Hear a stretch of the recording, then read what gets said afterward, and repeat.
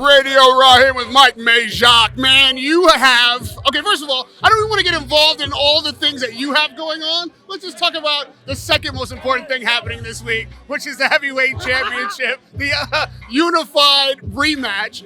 Now, listen, you get to go to all the fights, all the events, every concert that you want to go to. It's cold in Riyadh. It's the end of the season. It's like almost Christmas. What has you on Saudi soil right now for this fight week? I mean, one is 1010 Burger. Obviously, I just opened another burger establishment with Sella and the Saudis here at Boulevard Runway. I'm sticking around because obviously this is a huge fight. There's a lot of implications here, a lot to lose for Tyson Fury, a lot to talk about, and judging by the way they both looked at this warm-up, I just feel like Usyk is locked in. I know Fury has a lot of success in his rematches, but something tells me this is going to be a little bit easier work for Usyk than the first time around. Yo, they are usually showmen, both of them. Fury will be in here for 20 minutes on the pads, moving about, sticking, and doing everything that you want to see him do. This time, he gave us nothing. Fury gave us nothing. Usyk gave us a little bit more, but still nothing. What do you attribute that to? What do you think that means about the mindset? It just doesn't seem like Fury really even wants to be here, to be honest. I mean, he was regurgitating the same lines. One of the other interviewers asked him the last thing he looked up, and he said porn. I don't know exactly what to expect from. It could all be a ploy. Maybe he wants Oleksandr to underestimate him and think he's coming in here underprepared, and then he shows up on Saturday night and he comes out swinging, which I'm sure will happen. No matter what Fury looks like in the warm-ups, he will come out swinging. It will be an incredible fight, but Usyk surely seems more locked in than Fury does. And you said that Fury, has nothing to lose, or Usyk has nothing to lose. Usyk's the only one with anything to lose now. Yeah. He's holding everything, and including he's got a country on his back at war. Fury said that he thinks the judges were persuaded because, Ukraine's at war. Do you buy into that at all? I don't think so. That sounds like something I would say, to be honest. But we'll see what happens. Maybe this time. Well, listen, maybe, and it's very possible Tyson shows up and really, proves a lot of people wrong. Shows up looking like a young Jake Paul out on him. You know what I'm saying? All right, you brought up Tyson. I know you were talking about this Tyson, but you said Tyson and Jake Paul in the same sentence. I got to ask you, because I didn't see you in Dallas, what is your feeling on the aftermath of how that fight was received? What do you mean by the aftermath? Which part? Well, okay, obviously, they made a lot of money. I said on record that I felt like the exposure that the women got boxing was priceless, and that we as boxing fans and the commentators and such got what we asked for. Jake sold us something, and we all went there to see if Mike Tyson had it one more time, and he didn't, and there's your answer. Yeah. But people are saying it was faked, it was rigged. It's a tragedy to see Mike Tyson like that. It's so sad. You know all the positive and the negative. What did you take away? The last one I could get and understand a little bit. If you had feelings about Tyson being in the ring at that age, I could understand that. I wouldn't even want to go in there at my age. I'm not even 40 yet, I don't want to go in there at all, first of all. But I can that sentiment I can completely understand. I think we saw what we needed to from Jake. I think he was respectful. I think he did whatever he could to mirror Tyson's energy. I thought there was a couple rounds there, 2 and 3, I think it was, where I thought Mike was actually going to open up a little bit. It looked like he started to really throw some of those, what looked to be that old school Tyson, anger, and those they looked like pretty strong shots. Like, you just missed Jake on a couple of them.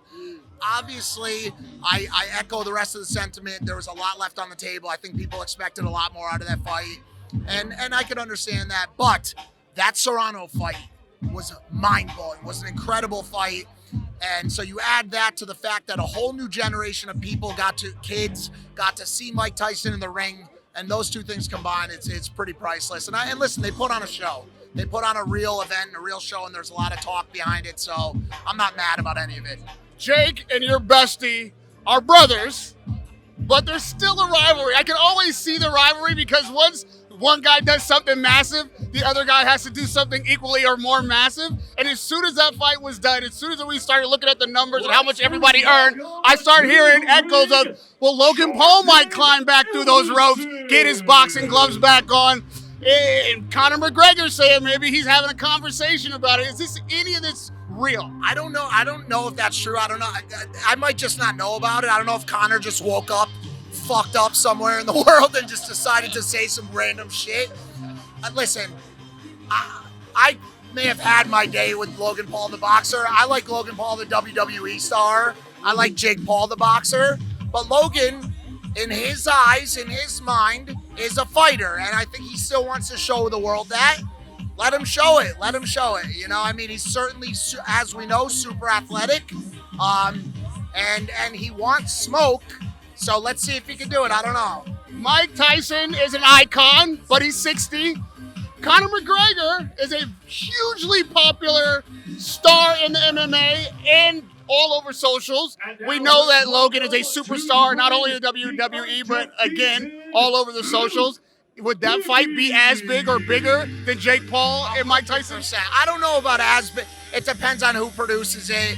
Depends who picks it up, so on and so forth, because I think there's a lot in the marketing and the whole storyline behind it. But it's a huge fight.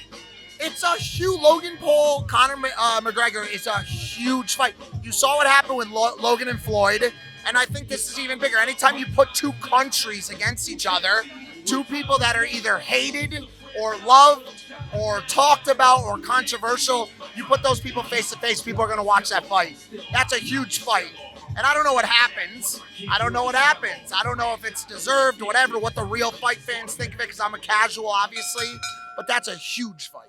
And lastly, listen, I know you guys are very close, and in the public sphere, Jake Paul likes to wear the black hat. He likes to be the villain and seen that way. And with what Logan Paul has done in the WWE, and then getting married, having this baby, you being so close to him, how has this experience as a best friend, seeing him, changed him as a man, changed him as a figure? Which one? The fatherhood? Yeah, the fatherhood, the marriage. No, completely. That's my other fear. I just don't know. I mean, you see Conor's out there. He's making noise. He's breaking rules. He's causing trouble.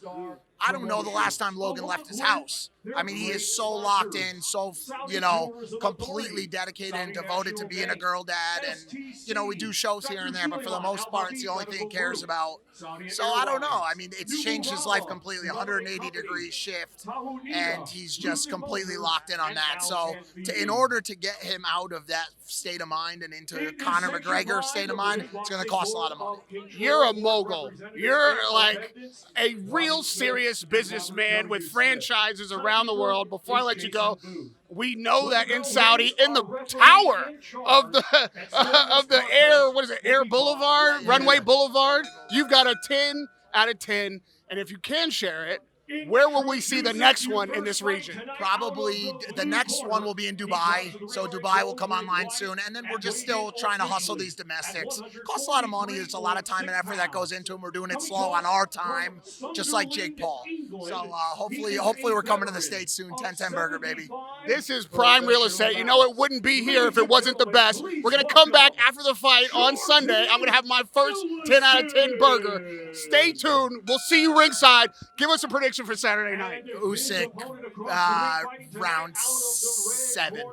Radio Rahim with round 7 prediction from Mike in the 10 out of 10 interview. Radio Rahim with Mike Majlak, my man. Podcast.